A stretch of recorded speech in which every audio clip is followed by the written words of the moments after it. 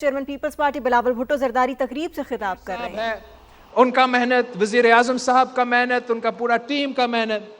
हम इसलिए शुक्र अदा करते हैं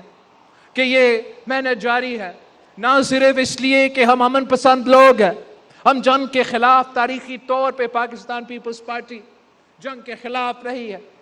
मगर ख़ास तौर पे इस मौके अगर पाकिस्तान के अवाम मुआशी मुश्किलात में है तो उस मुआशी मुश्किलात को कम करने के लिए हम सब दुआ गो है कि ये अमन के जो कोशिश है, ये जंग बंदी की जो कोशिश है, ये कामयाब हो, ये जल्द से जल्द कामयाब हो, ताकि ये मुआशी मुश्किलात भी, अवाम के मुआशी मुश्किलात भी, उन मसाइल में कमी किया जाए। मगर साथ साथ हम भी कोशिश कर रहे हैं, अपने महदूद वसाइल में हम भी कोशिश करेंगे कि अवाम की मुआशी मुश्किलात में कमी आए। हम साथ साथ हमारा ये कोशिश होगा कि हम अवाम के लिए ऐसे मुआशी मौके फराहम किया जाए ताकि अवाम को रोज़गार मिले, इन मुआशी मुश्किलात में कोई रिलीफ दिया जाए। और इस सिलसिले में एक तरफ तो आपके जो रिलीफ के मंसूबे हैं, जो हुकूमत सिंध किसान कार्ड के थ्रू किसानों को रिलीफ देने की कोशिश कर रही है, जो मोटरसाइकिल ड्राइवर्स हैं उनके लिए आपने ये मंसूबा शुरू किया है कि उनको थोड़ा सब्सिडी दिया जाए। साथ साथ मैंने वज़ीर आला साहब से रिक्वेस्ट किया है और सुना है कि पिछले कैबिनेट मीटिंग में इसका अप्रूवल भी मिला है कि हमारे माहीगीरों के लिए भी इस किस्म का सपोर्ट और रिलीफ दिया जाए। मगर हमारे पास उतना तो मुआशी या फिस्कल स्पेस नहीं है कि मैं हर कराची आयत के पास या हर सिंध में रहने वाले के पास या हर मुल्क में शहरी के पास पहुंचूं और वो सहूलत या रिलीफ पहुंचा दूं जिससे ये मुआशी मुश्किलात में कमी हो। हमें ऐसे मंसूबे लेकर आने पड़ेंगे जहां हम अपने अवाम के लिए ये मुआशी मौके फराहम करें कि जो हमारे मेहनत करने वाले अवाम हैं, जो रोज़गार चाहते हैं, उनके लिए रोज़गार के मौके फराहम किए जाएं। जो हमारा कारोबारी तबकात है, जो हमारा एंटरप्रेन्योरियल क्लास है, अगर वो कारोबार करना चाहते हैं, हम उनका कारोबार में आसानियाँ पैदा किया जाए। तो इसी सिलसिले में इंशाअल्लाह ताला जो सिंध हुकूमत है, हम पब्लिक प्राइवेट पार्टनरशिप में पाकिस्तान में लीड कर रहे हैं, इस खित्ते में लीड कर रहे हैं। आलमी इदारों ने पाकिस्तान पीपल्स पार्टी की सिंध हुकूमत की जो पब्लिक प्राइवेट पार्टनरशिप के मंसूबे हैं, इकोनॉमिस्ट मैगजीन ने इनको आलमी सतह पे इसको रेट किया है। ये भी जो शारे भुट्टो का कासिम जो शारे भुट्टो का मंसूबा है, ये मंसूबा भी यूनाइटेड नेशंस के जो फोरम है वहाँ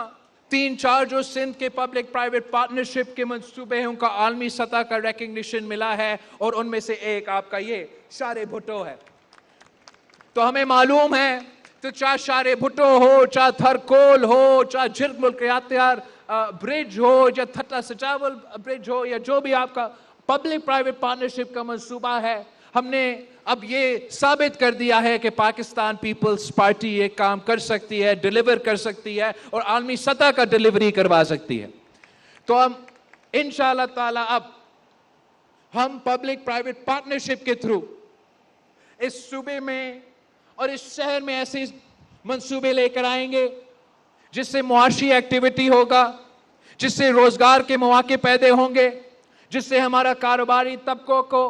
कारोबार करने के मौके मिलेंगे और जिससे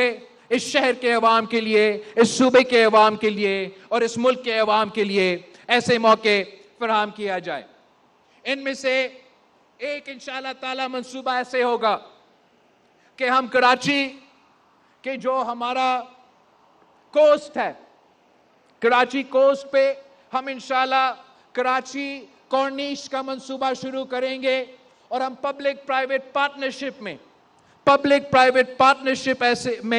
ऐसे कॉर्निश बना के दिखाएंगे कि आपको, पाकिस्तान के अवाम को, कराची की शहरी को किसी दूसरा मुल्क नहीं जाना पड़ेगा, किसी मिडिल ईस्टर्न ममालिक में जाना नहीं पड़ेगा। आपको इंशाअल्लाह ताला हम आलमी सतह का कराची के लिए एक ऐसा मॉडर्न पब्लिक प्राइवेट पार्टनरशिप के थ्रू कॉर्निश बना के दिखाएंगे। साथ साथ इंशाअल्लाह ताला हम कराची में एक ऐसा इदारा कायम करेंगे, एक ऐसा सेंटर कायम करेंगे ताकि कराची आलमी सतह पे मुआशी मुकाबला कर सके। और अगर हम चाहते हैं कि ये शहर, ये सूबा पाकिस्तान के मुख्तलिफ शहरों से नहीं, पाकिस्तान के बाकी शहरों से नहीं, मगर अगर हम ये देखना चाहते हैं कि हमारा शहर, हमारा सूबा दुनिया का मुकाबला करे, तो फिर हमें कराची में एक सिंध इंटरनेशनल फाइनेंशियल सेंटर खोलना पड़ेगा। और इंशाअल्लाह ताला ये सिंध इंटरनेशनल फाइनेंशियल सेंटर ना सिर्फ पाकिस्तान में, मगर हमारा कारोबारी तबका को, कराची का मईशत इंशाअल्लाह ताला दुनिया से मुकाबला करके दिखाएगी। हम ऐसे निज़ाम बनाएंगे जैसे मुख्तलिफ दूसरे ममालिक में बने हैं। मैं जब एग्जाइल में था, शहीद मोहतरमा बेनज़ीर भुट्टो जब एग्जाइल में थी, सदर जरदारी जेल में था, तो मैं यूएई में बड़ा हुआ, वहां तालीम हासिल की और मैंने अपने आंखों के सामने देखा कि कैसा इस छोटा ममालिक ने अपने इंफ्रास्ट्रक्चर में इन्वेस्ट किया और ऐसे इदारे बनाए ताकि वो दुनिया का मुकाबला कर सके। और शुरुआत में उनके लिए मुश्किल होता था